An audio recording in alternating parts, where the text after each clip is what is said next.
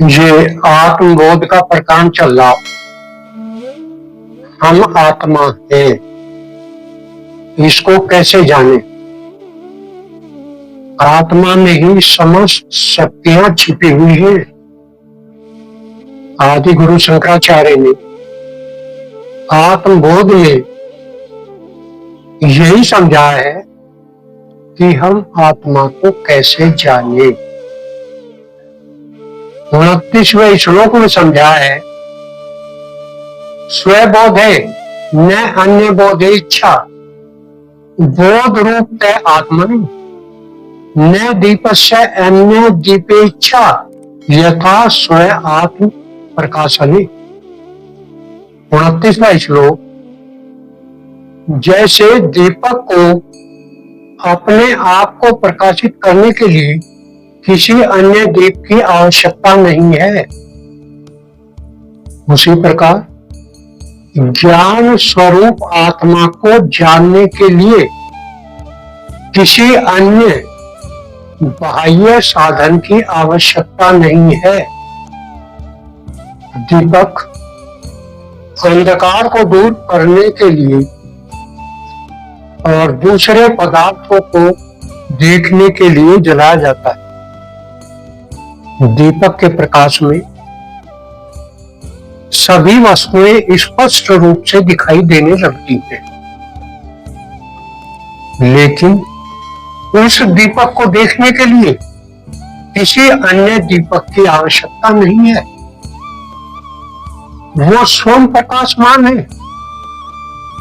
संसार के सभी पदार्थों को देखने के लिए सूर्य प्रकाश प्रदान करता है, परंतु क्या सूर्य को देखने के लिए किसी अन्य प्रकाश की आवश्यकता है? इसी प्रकार इस शरीर और संसार को ये आत्मा प्रकाशित कर रही, ये ईश्वर प्रकाशित कर रहा। इसके लिए हमें किसी बाह्य साधन की आवश्यकता नहीं है। ये समस्त सृष्टि और व्यष्टि की प्रकाशक है। जब तक आत्मा की चेतना बहिर्मुख है, आंख बाहर की पदार्थों को देख रही, कान बाह्य पदार्थों की आवाज ग्रहण कर रहे, नाक बाह्य पदार्थों की गंध ले रहा, जिह्वा बाह्य पदार्थों का रस ले रहा, और ये त्वचा बाह्य पदार्थ है, उनकी सर्दी गर्मी मुलायम कठोर को अनुभव कर रहा। तो ये आत्मा जब तक बाह्य जगत को प्रकाशित करती रहेगी, ये अपना अनुभव नहीं कर पाएगी। लेकिन जब यही चेतन शक्ति अंतर्मुखी होती है, तभी हमें ज्ञान होता है कि यह आत्मा ही सब कुछ है। वही वास्तविक प्रकाशक है। यही ज्ञान ऋषि मुनि और अवतारी पुरुषों ने हमें दिया है कि अहंकार के कारण हम अपनी चेतना को बाह्य जगत में बाहर, बाह्य संसार के कार्यों में अपनी चेतना को लगा रही। हम अंदर जाकर उसे कभी अनुभव करने की कोशिश नहीं करते। जब तक यह चेतना बाह्य जगत में रहेगी, तब तक ये बाह्य जगत का ही अनुभव करेगी। बाह्य जगत के विचार ही पैदा होंगे। ये शरीर बाह्य जगत के कार्य ही करेगा। ये सब कुछ उस चेतना की वजह से ही हो रहा, लेकिन अहंकार के कारण मैं कहता हूं मैं कर रहा। वो मैं कौन है, इसे वह कभी जानने की कोशिश नहीं करता। वह कभी यह जानने की कोशिश नहीं करता कि मैं कौन। संसार में सबसे मूर्ख पुरुष वो है जो मरते हुए को देख रहा और उसके बाद भी वो अनुभव नहीं कर रहा कि इस शरीर के अंदर से कौन शक्ति निकली, जिसके बाद ये कार्य नहीं करता। तो सब कुछ वो शक्ति है जिसने शरीर बनाया और जो इस शरीर को चला रहा। इन ज्ञानेंद्रियों से तो हम केवल बाह्य जगत का अनुभव कर सकते हैं, उस आत्मा का नहीं। जैसे दूरबीन से हम बाह्य जगत के पदार्थों को देख सकते हैं, अपने आप को नहीं।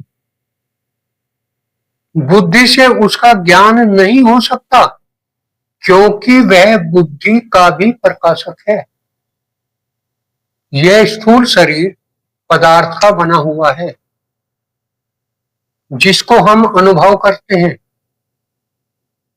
परंतु इसके अंदर एक सूक्ष्म शरीर जो बाह्य शरीर से सूक्ष्म है, परंतु उसको हम देख नहीं सकते, केवल अनुभव कर सकते हैं।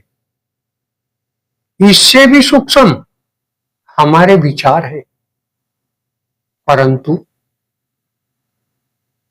जब विचार भी शांत हो जाते हैं तब उस चैतन्य के लिए प्रकाशित करने के लिए कुछ भी नहीं रह जाता। हम तब उसका अनुभव करते। उस अमूल्य क्षण में केवल वह चेतना ही रह जाती है, हम उसका अनुभव करते हैं। यही वह सच्चित आनंद है जहां सब प्रकार के द्वैत का भाव मिट जाता है और केवल एक वो ही शक्ति शेष बचती है जो आत्मा है, जो ईश्वर है। जब तक यह बाह्य जगत में बहती रहेगी तब तक यह शक्ति केवल बाह्य जगत का अनुभव ही कराएगी। तो इसको हमें बाह्य जगत से हटाना है। बस आवश्यकता है केवल शांत होने की। हमें उस स्थिति में बने रहने की। केन उपनिषद में भी यही समझाया है। यह ब्रह्मांड अनगिनत रहस्यों से भरा हुआ है। सूर्य युगों युगों से प्रकाश दे रहा है, चंद्रमा अपनी शीतलता बखेर रहा है, इस पृथ्वी पर जीवन है, जलचर, थलचर, नभचर, कितने प्रकार के जीव इस सृष्टि में हैं। ऋतुएं अपने समय से आती हैं और अपने समय से चली जाती हैं। यह पृथ्वी अपनी धुरी पर एक लट्टू की तरह घूम रही है। तो इसको कौन घुमा रहा? ये ब्रह्मांड की समस्त रचनाएं कौन कर रहा? कोई शक्ति तो है, कोई तो इन शक्तियों का प्रेरक है। तो वह कौन? शिष्य गुरु से पूछता है, गुरु जी, मनो का मन कौन है? ये आंखों में जो देखने की शक्ति है वो कौन दे रहा? कानों में जो सुनने की शक्ति गुरुजी वो हमें कौन दे रहा? हमें चलने की शक्ति कौन दे रहा? गुरु समझा रहे, बेटा ये समस्त शक्तियां उस ईश्वर में ही निहित है। वो ही देख रहा, वो ही सुन रहा, वो ही सूंघ रहा, वो ही चख रहा, वो ही चल रहा। इस शरीर में जो करोड़ों क्रियाएं चल रही, वो ही चला रहा। सब कुछ वो। कौन? इस शरीर में आत्मा और इस पूरे ब्रह्मांड में परमात्मा। सब कुछ वो ही तो है। सब कुछ उसी की वजह से तो हो रहा। लेकिन अहंकार के कारण मैं पैदा हो जाती है। ये मेरा शरीर, ये कार्य मैं कर रहा, ये अज्ञान है, ये ही माया है, ये ही बंधन का कारण है। इसके लिए उस अहंकार से हटना पड़ेगा। मैं नहीं, वो आत्मा। अगर ये भाव हमारे अंदर पैदा हो जाए, सब कुछ वो ही तो है, फिर मैं अपने आप समाप्त हो जाएगी। इस संसार में रहते हुए भी फिर कैसे दुख? सब कुछ तो वो है। मैं तो उसी दिन मर जाएगा जिस दिन हमें ये ज्ञान हो जाएगा कि सब कुछ वो है। फिर हम इस संसार में किसकी निंदा करेंगे? तो मेरा यहां आने का केवल एक ही उद्देश्य है कि मैं उसे जानूं। मैं कौन? मैं आत्मा हूं। मैं शरीर और संसार नहीं हूं। मैं इसको बनाने और चलाने वाली शक्ति हूं।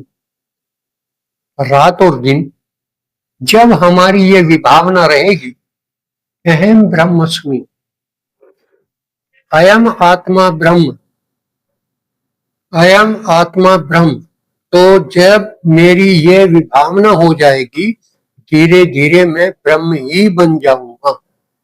यही साधना है, यही ध्यान है, यही अपने आप को अनंत करने की विद्या है। उस अनंत के साथ एक होने की विद्या है। यही ज्ञान है। सब कुछ वो आत्मा ही है। तो मुझे शांत होना है और उसका अनुभव करना है। यही मेरे जीवन का उद्देश्य है। आज इतना ही।